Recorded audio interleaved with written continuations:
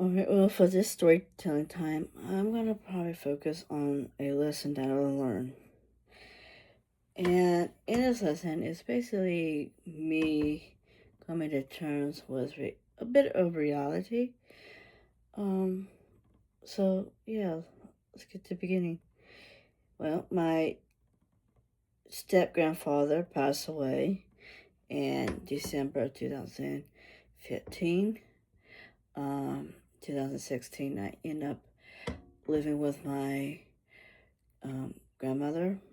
She's basically cannot do things on her own, really. Her health is not very good. What was supposed to be literally 3 months turned to 4 years, and it just gradually grew. And I always had this idea that grandma was going to be grandma. She was going to be there. When I woke up, grandma was going to be there.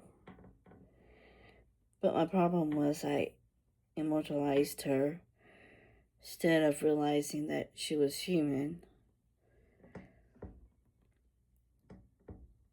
December, I took her to the doctor, and I normally always ask her, do you want me to go in and talk with your doctor? And she always says no. So there was no difference with this time. We went our visit and asked her, and she just was evading my questions.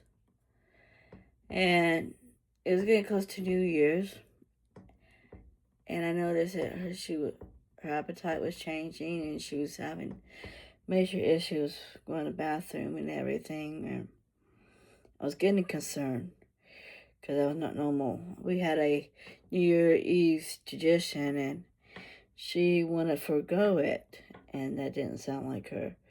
Something was wrong. And January came, 2021, and she was becoming dead weight, and I really couldn't pick her up much anymore. And I had to call in my aunt and my mother to eventually say, hey, I need y'all help. They came and took her to the ER. It was pretty late when they came, and they were there forever. And by 2 a.m. they came.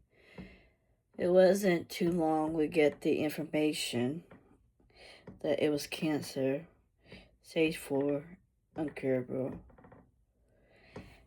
And my world kind of stopped. And I selfishly was thinking about myself instead of the situation about my grandmother, more so. In a way, I kind of still feel guilty, but it happened. In July 12th, 2021, my grandma passed away.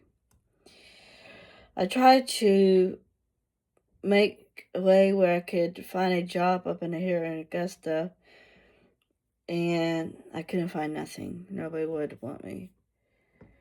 And I was just getting desperate because I really didn't want to go back home. I enjoyed my freedom and my independence too much to really want to go back. So I thought I was just a burden and everything, and decided to opt out. And one day I was in a shower and I tried to end my life. It was a small voice that I really heard. It wasn't no loud proclamation or anything that stopped me. It was a small voice. And that small voice saved me. And it was realized that life is precious and that we should see it as something valued.